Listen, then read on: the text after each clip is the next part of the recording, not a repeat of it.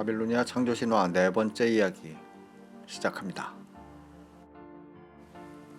에아와 마찬가지로 최강자인 아누는 어째서 맥없이 돌아왔을까요? 그것은 참회하는 아누의 말에서 확인할 수 있습니다. 아버지시여, 티아맛은 제가 감당할 수 없습니다. 저는 그녀의 계획을 알아차리고 주문을 외웠지만 통하지 않았습니다. 그녀는 매우 강해서 누구도 그녀를 대적할 수 없습니다. 그녀의 아주 큰 소리는 줄어들지 않았고 저는 그녀의 부르짖음이 두려워 뒤로 돌아섰습니다. 티아마트의 계획은 무지 큰 소리로 외쳐서 겁먹게 만드는 것이었네요. 단순히 큰 소리라기보다는 아주 귀에 거슬리거나 공포를 불러일으키는 소리들도 가미되지 않았을까 싶군요. 어쨌든 두 번째로 실패한 아누가 안샤르에게 청했습니다. 다른 이를 보내어 티아마트를 처단하라고 말입니다. 그리하여 안샤르는 모든 신들을 불러들였습니다. 하지만 나머지 모두들 두려워하여 아무도 선뜻 나서지 못했습니다. 그저 입을 꾹 다문 채 앉아있을 뿐이었습니다. 신들 가운데 최강자 둘이 영거푸, 맥없이 돌아왔기 때문이겠죠. 그래서 위대한 신들의 아버지인 안샤르는 마음이 상하여 더 이상 다른 도전자를 부르지 않았습니다. 그런데 이때 아버지의 복수자인 용감한 아들, 전쟁을 서두르는 자 전사 마르둑이여, 에아가 아들 마르둑을 불러 도전하기를 권했습니다. 기쁨에 찬 전사 마르둑이 안샤르 앞에 섰습니다. 그를 본 안샤르는 만족스럽습니다. 마르둑이 강한 자신감을 내보이며 반드시 무찌르고 티아마트를 붙잡아 오겠다고 호언장담하자 안샤르는 출정을 허락합니다. 마르둑은 기쁜 마음으로 안샤르에게 말했습니다.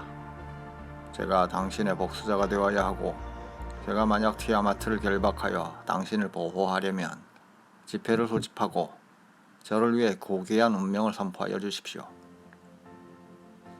이 말은 티아마트가 킹구에게 했던 것과 마찬가지로 마르둑 자신에게 모든 권한을 넘겨달라고 한 것이죠. 실제적으로는 군 통수권이자 신들의 제왕의 자리, 이것이겠죠. 아무튼 이제 마르둑이 이야기의 전면에 나서게 되었는데 에누마일리시의 태블릿 3로 넘어왔습니다. 안샤르는 총독인 카카를 불러 라흐무를 찾아가라고 했습니다. 그래서 라흐무와 라하무의 거처에 찾아가 자초지종을 말했습니다. 그러자 라흐무가 큰 소리로 외쳤습니다. 그녀가 우리에 대해 이러한 결정을 내린 데 무슨 문제가 있느냐? 또 우리는 티아맛이 무엇을 하고 있는지 몰랐다. 앞서 티아마트가 창조한 11괴물 가운데 털보 영웅 또는 진흙 영웅이 있었죠. 이 괴물의 이름이 라흐무라고 알려져 있다고도 했는데요. 이 신에게서 만들어진 게 맞다면 라흐무를 포함한 많은 신들이 티아마트에게 동조하는 구세력이라는 것을 말하는 것이겠죠. 특히 라흐무는 전혀 모르는 일이라고 발뺌하고 있습니다. 이 라흐무는 안샤르의 아버지이기도 합니다. 즉, 좁혀보면 1대 신과 3대 신들과의 전쟁에 끼어서 난감한 처지일 수도 있겠습니다. 어쨌든 라흐무를 포함한 모든 위대한 신들이 안샤르 앞에 들어갔습니다. 그들은 식탁에 앉아 의논하고 곡식을 먹고 맥주를 마셨습니다. 빨대로 달콤한 술을 마셨습니다. 그들은 매우 평온해졌으며 기분은 즐거웠습니다. 그리고 그들은 그들의 복수자인 마르둑의 운명을 선언했습니다. 안샤르는 성대한 만찬으로 이들의 환심을 샀던 것입니다. 이들 중에는 라흐무처럼 티아마트 편에 섰던 신들도 꽤 있었을 거라 생각합니다.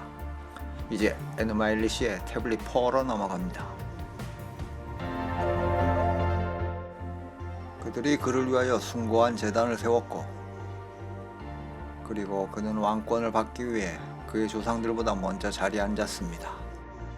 그들은 가운데에 별자리를 세웠습니다. 그들의 아들 마르둑에게 이르되, 마르둑, 당신의 운명은 모든 신들의 운명보다 우월합니다. 멸망과 재창조를 명령하고 가져오십시오.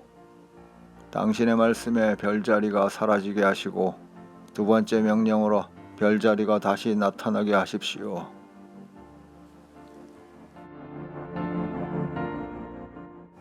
그가 명령을 내리니 별자리가 사라지고 두 번째 명령으로 별자리가 다시 생겼습니다. 그의 조상신들이 이를 보고 기뻐하며 축하하여 이르되 마르둑이 왕이로다 하였습니다. 드디어 마르둑이 신들로부터 왕권을 부여받았으니 티아마트를 치러 갈 차례입니다. 강한 적을 물리치기 위해서 필요한 것은 그에 걸맞는 병력이겠죠. 이미 에아와 아누가 실패한 경험도 있습니다. 어떤 준비를 했는지 에누마일리시를 들여다봅니다. 그는 활을 만들어 자신의 무기로 삼으시고 화살을 제자리에 놓고 활끈을 메었다. 그는 몽둥이를 오른손에 들고 몽둥이라고 하였지만 제 맘대로 도끼로 바꿨습니다. 활과 화살통을 옆구리에 달고 번개를 그의 앞에 두시고 불꽃의 혀로 그의 몸을 채우셨도다.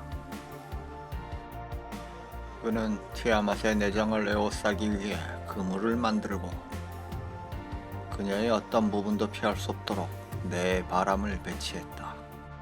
그물 옆에 그의 아버지의 아누가 준 바람들을 두었다. 자, 이제 공격할 시간이 되었습니다.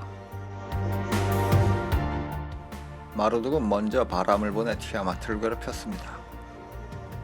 그리고 그의 위대한 무기인 폭풍우를 들고 네 마리 마리끄는 저항할 수 없는 폭풍의 무서운 병거를 탔습니다. 그렇게 적진을 향해 달렸습니다. 다음에 계속됩니다.